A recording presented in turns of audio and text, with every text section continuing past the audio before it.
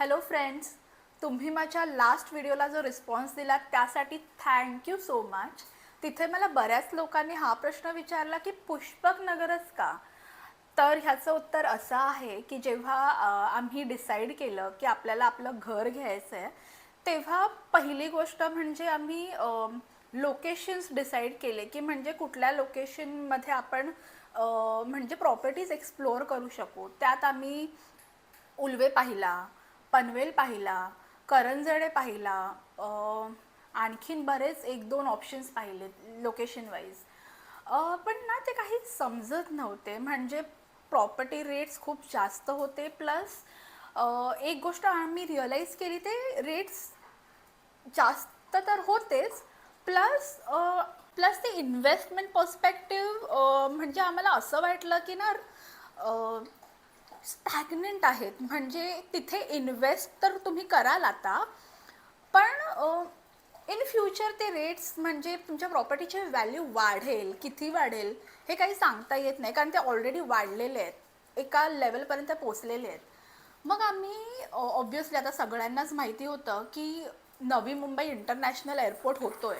तर मग आम्ही असा विचार केला की वाय नॉट स्टार्ट इन्व्हेस्टिंग, और why not invest somewhere near by the international airport. आम्हाला काहीच माहिती नव्हतं की तिथे कोणता एरिया आला आहे, कारण ऑल टुगेदर आम्हाला फक्त एवढंच माहिती होतं की लोकेशन डेव्हलप होते. लोकेशनचं नावही माहिती नव्हतं पुष्पक नगर करून. थोडी रिसर्च केली, मग नंतर असं कळलं की तिथे एक नवीन नोडच तयार झाला आहे, ज्याला पुष्पक नगर म्हणतात. आणि पुष्पक नगर म्हणतात, आय थिंक त्याला असं पुष्पक नगरच नाव दिलं आहे कारण it is exactly opposite to the Navi Mumbai international airport. And since आपण महाराष्ट्रामध्ये राहतो म्हणून पुष्पक नगर दिलं असावं, असा माझा विचार आहे, असं मला वाटतं. हो, तर फायनली आम्ही डिसाईड केलं की आपण नवी मुंबई इंटरनॅशनल एअरपोर्टच्या आजूबाजूला थोडं एक्सप्लोअर करूया. We got to know about the Pushpak नगर.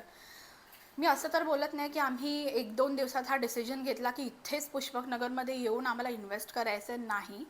आम्ही आमचा वेळ घेतला, एक हफ्ताभर ऑलमोस्ट ऑल्टरनेट डेज यायचो, प्रॉपर्टीज एक्सप्लोअर करायचो, आणि त्यात आम्हाला एक प्रॉपर्टी आवडली, ती आम्ही फायनलाइज केली. आणि त्यामागे रिझन असं होतं की आम्ही खूप साऱ्या गोष्टी इथे पाहिल्यात, ऐकल्यात, स्वतः त्या गोष्टी अंडरस्टँड केल्यात.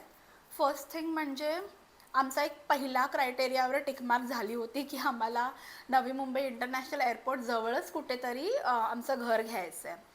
तो एक क्रायटेरिया फुलफिल झाला होता आमचा. सेकंड, जिथे आम्ही इन्व्हेस्ट केलं, जिथे आम्ही सध्या राहतो आहे, त्या अख्ख्या पॅचमध्ये डेव्हलपमेंट सुरू आहे ओव्हरऑल पुष्पक नगरमध्ये.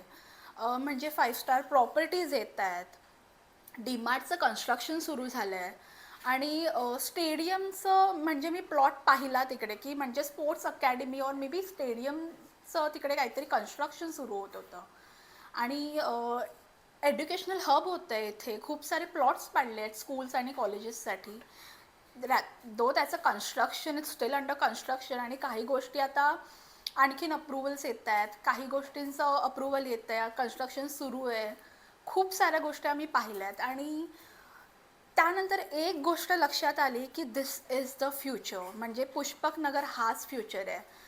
हां, म्हणजे मी असं नाही म्हणणार की तुम्ही इथे या, आल्या आल्या तुम्हाला सगळ्या फॅसिलिटीज मिळतील, ॲम्युनिटीज मिळतील, नो. कारण हा एरिया, हा पुष्पक नगर डेव्हलप व्हायला ॲटलीस्ट 3 ते 4 वर्ष जाणारच आहेत. आम्ही इथे शिफ्ट झालो आणि आत्ता 1 महिन्यापूर्वीच म्हणजे डीमार्टचं काम सुरू झालं आहे. बाजूचा प्लॉट तो 5 स्टार प्रॉपर्टी आहे. आय डोंट नो म्हणजे कोणता हॉटेल ब्रँड आहे तो, बट डोळ्यांनी ते सगळं पाहता येते, ती सगळी डेव्हलपमेंट आम्हाला पाहता येते. मे बी ही सगळी डेव्हलपमेंट जेव्हा आपला साऊथ बॉम्बेचा एअरपोर्ट होत होता इंटरनॅशनल, तेव्हा तिथल्याही लोकांनी पाहिलीच असेल. आय थिंक ती आता इथेही सगळ्यांना, आय थिंक वॉट म्हणजे ती इथेही सगळ्यांना अनुभवता येईलच. इनफॅक्ट मी स्वतः अनुभवते. बस याच काही गोष्टी आहेत की आम्ही डिसाईड केलं की let's give a shot. And trust me guys, आम्ही already it's been a 7 months and I can surely tell you की आम्ही जर फॉर एक्झाम्पल इथे 50 लाख इन्व्हेस्ट केले तर येत्या 3 ते 4 वर्षात ॲटलिस्ट ही प्रॉपर्टी तुम्हाला 70 to 80% प्रॉफिट करून देईल. जर तुम्ही इन्व्हेस्टमेंट पर्पज पाहताय, म्हणजे जर तुम्ही 10 लाख इन्व्हेस्ट केलात, looking at the current scenario situation, ते जातील 30-40 लाखापर्यंत आरामात जातील. सो बस हेच सगळं होतं. Okay, bye.